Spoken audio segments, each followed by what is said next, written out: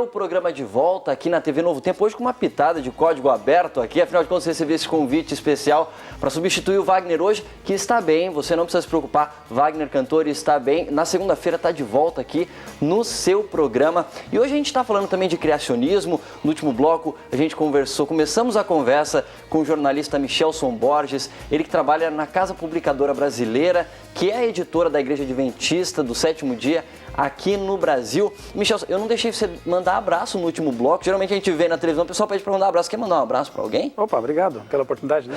Bom, primeiramente eu mando um abraço para minha esposa, que está aqui comigo, né? Minhas duas filhas e meu filho Micael também. Vieram me acompanhar e conhecer aqui o pessoal do Novo Tempo. Micael, não sei se ele vai entender o abraço, né? Que ele é bem pequenininho, né, Michelson? Mas quando eu chego em casa, ele entende assim, de forma lúdica, né? Abraço, ele vem e dá aquele abração, né? Muito então, bem. Você mora no interior de São Paulo, né? Sim, onde é a Casa Publicadora Brasileira. Ali próximo a Sorocaba, né? Onde fica justamente a sede da nossa editora. Aproveitando que ele está falando de Tatuí, eu quero mandar um abraço pro pessoal de Itapetininga. Eu nasci ali do lado, mandar um abraço pro pessoal que assiste a gente em Itapetininga. Novo Tempo é canal aberto lá em Itapetininga. Um abraço para todo mundo que está em Itapetininga. E se você quer interagir com a gente também, pode falar com a gente pelo Twitter, pelo Facebook, @Seu Programa no Twitter, e no Facebook o nosso perfil é Seu Programa. E ali você também pode participar com a gente da nossa enquete do dia, que faz a seguinte pergunta: é possível unir fé e ciência? Você acha que é possível? Dê os seus motivos. Se você acha que não é possível, fale também com a gente pelo Twitter, pelo Facebook. O Michelson já deu a opinião dele aqui hoje e você pode ir participando aí. Daqui a pouco a gente vai falar os nomes e a opinião de quem participa com a gente pelas redes sociais. Michelson, no último bloco a gente começou a citar o nome de alguns livros seus aqui. A gente falou da História da Vida, que foi o teu primeiro livro, né? E depois veio um outro livro que é o Porquê Creio. A gente não está com ele aqui, ele é um livro que é um pocket, né? A nossa produtora aqui, a Leilane, ela está na expectativa também, que nem você está em casa, para saber dos dinossauros, se ainda podem existir dinossauros por aí, porque ele fala isso, a resposta para isso pode estar nesse livro aqui, A História da Vida. Daqui a pouquinho o Michelson fala sobre isso, vou deixar você curioso mais um pouquinho aí, mas o livro Por que Creio, que foi o seu segundo livro, se eu não me engano, né, Michelson? Na verdade, o terceiro. O primeiro foi A Chegada do Adventismo ao Brasil. Ok. Foi meu projeto de conclusão de curso em jornalismo. Você tem tantos livros que eu não sei nem qual é a ordem deles, Michelson. Mas são os primeiros aí. Porque Creio foi o terceiro livro, né? Ok. E o Porquê Creio? A gente não tem aqui, mas você pode encontrar no site da cpb.com.br e adquirir. Ele fala sobre o que eu sei que são entrevistas e com pessoas que têm um renome na ciência brasileira e mundial e, ao mesmo tempo, são pessoas que são cristãos, né? Sim. O Porquê Creio, que também é da Casa Publicadora Brasileira, foi uma reação a uma reportagem que foi publicada em 2002 por uma importante revista nacional de divulgação científica popular, que, na ocasião, chamou os criacionistas de especialistas autoproclamados, ou seja, como se não houvesse um criacionista com formação acadêmica respeitável. Eu fiquei bastante indignado com isso, muito chateado, e na época escrevi um longo e-mail, mandei para a redação dessa revista e, curiosamente, me responderam, que não é muito comum, né? A grande imprensa nem sempre, assim... Ainda mais uma opinião contrária, né? Exatamente, né? Mas me responderam e me propuseram ali, naquela ocasião, participar de um chat, ali nos estúdios da revista, né? Na sede da revista. Eu fiquei meio preocupado, pensei, eu sou apenas um jornalista, não sou um cientista, né, um especialista nos assuntos e tal.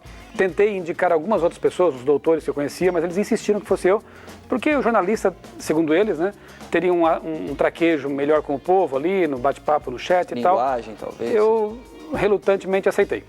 Só que no meio do caminho tocou o celular e eles cancelaram o tal do chat. Eu perguntei se ia ser remarcado, disseram que sim, me avisariam. Eu fiquei esperando ali por vários meses e nada, né? O problema é que a minha fotinho ficou lá Você está esperando até hoje, Até hoje, né? Sentado, deitado e tudo mais. E minha foto ficou lá no site por 3 semanas após o evento, dando a impressão de que eu havia corrido, né, do debate. Não era esse o caso, não era a verdade. Não colocaram nenhum aviso, né, de que havia sido cancelado por conta deles. Mas enfim, mandei outro e-mail, enviei livros para a redação da revista e nada de resposta. Aí eu pensei, quer saber, eu vou reagir de outra forma, vou me manifestar, está na moda agora isso, né? E eu resolvi me manifestar usando a ferramenta que eu mais poderia usar, né? O texto, a escrita, a entrevista, o jornalismo. E eu procurei então reuni um grupo de 12 cientistas, 12 pesquisadores, um biólogo, todos doutores, né? Matemático, físico, doutor em línguas semíticas, apenas um que não é criacionista e não é brasileiro, Michael Behe, que é autor da Caixa Preta de Darwin, que embora não seja criacionista exatamente, e nem um adventista do sétimo dia, ele critica o evolucionismo com base na ciência. Ele acredita no design inteligente. Exatamente. Então eu juntei esses 12 aí, 11 criacionistas, mais Michael Behe, perguntei a eles basicamente, né, por que são criacionistas, com exceção do Michael Behe, e de que maneira a área que eles pesquisam e na qual trabalham favorece o criacionismo. Escrevi esse livro, é uma coletânea de entrevistas, na verdade nem é um livro meu, né? Eu apenas fui um organizador dessas, entrevistei essas pessoas. Feito o livro, publicado, enviei para a revista aquela e me dei por satisfeito. Bom, agora eu provei para eles. Isso, hein, provei para eles. Na verdade, Galileu ficaria mais interessado por isso. Ok. Eu enviei para essa revista lá e me dei por satisfeito porque então provei que os criacionistas têm sim, muitos deles têm formação acadêmica sólida. Ok, então se você ficou interessado em saber um pouco mais qual é a resposta desses cientistas criacionistas ou então do Michael Behe, que é um cientista que não acredita na evolução, não é criacionista, né, mas acredita no design inteligente, que existe algum designer, né? Uma evidência de projeto inteligente na criação, digitais de um criador naquilo que você pesquisa, né? Ok, se você ficou curioso para saber quais são as respostas, você precisa acessar cpb.com.br e adquirir o livro do Michelson Borges aqui, mas um monte de livros que o Michelson tem uma biblioteca quase escrita já, né, Michelson? Não estou exagerando demais. Eu creio que são 12, nem tanto assim, né? Mas tem uma coleção de paradidáticos de história chamada Grandes Impérios e Civilizações. São também livros, romances, né? Mais voltados ao público infanto-juvenil. Muito bem. A gente já vai falar deles também. Só mandar um abraço aqui pro Wagner Cantor, que acabou de fazer contato com a gente, que está assistindo a gente. Wagner, um abraço para você, viu? Segunda-feira, esse espaço aqui te espera, porque esse lugar aqui é seu, viu?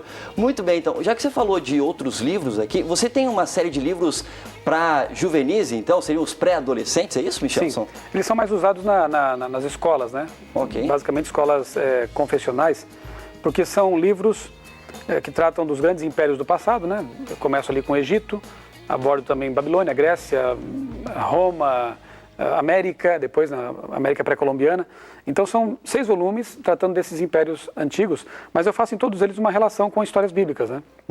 Então, por exemplo, o livro que trata de Roma, eu ambiento no momento lá em que, no século I, que o cristianismo começa a despontar no Império Romano. Interessante. Né? O livro em que eu falo sobre a Grécia, eu ambiento naquele momento em que Paulo vai ao Areópago, né, lá em Atenas, e dialoga lá com os filósofos, né? Então é aquele momento ali. Eu criei personagens ali periféricos que conhecem a história bíblica, interagem de modo assim um tanto tangencial com os personagens bíblicos, né, para não envolver os próprios, né? E eu procurei então mesclar aventura, história e também o conteúdo assim bíblico, né, inspiracional nesses volumes. É uma boa pedida então para o pai ou para a mãe que está assistindo a gente agora, está tentando encontrar um jeito de fazer o filho gostar de leitura. Eu lembro que são livros, não são muito grandes, não, né? São ilustrados, né? Inclusive eu próprio ilustrei, né? Você desenha também, Michelson? Eu me aposentei nessa área, mas era o meu hobby, né? Até quando eu tinha tempo, né, para fazer isso.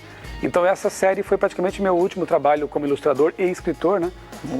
E foi realmente muito prazeroso produzir esses livros. Se você quer fazer seu filho gostar de ler e de repente está tentando encontrar uma forma, é uma boa pedida. Qual é o nome da série mesmo? Grandes Impérios e Civilizações. Grandes Impérios e Civilizações também no site da Casa Publicadora Brasileira você vai encontrar por lá. Agora um outro livro do Michelson, deixa eu segurar aqui dessa vez, que esse aqui eu também li, é Nos Bastidores da Mídia, tá aqui na minha mão. Esse aqui, o tema não é criacionismo, né, Michelson? Não.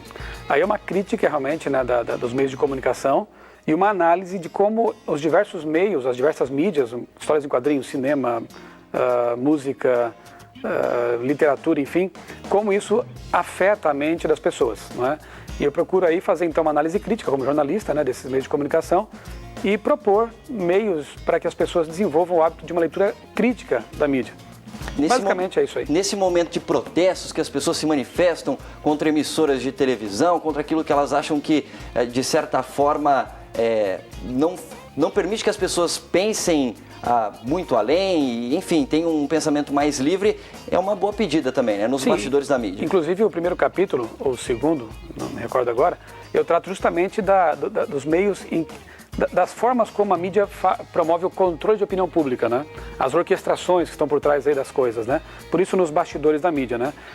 As pessoas correm o risco de pensar que aquilo que está lá é a verdade, inquestionável, né? Agora hoje com as redes sociais e com essas manifestações, ainda bem que as pessoas estão percebendo que existem verdades, né, nesse meio aí e a gente tem que desenvolver realmente um pensamento crítico para avaliar tudo isso. O segundo capítulo trata justamente disso, né? Controle de opinião pública, como se livrar disso.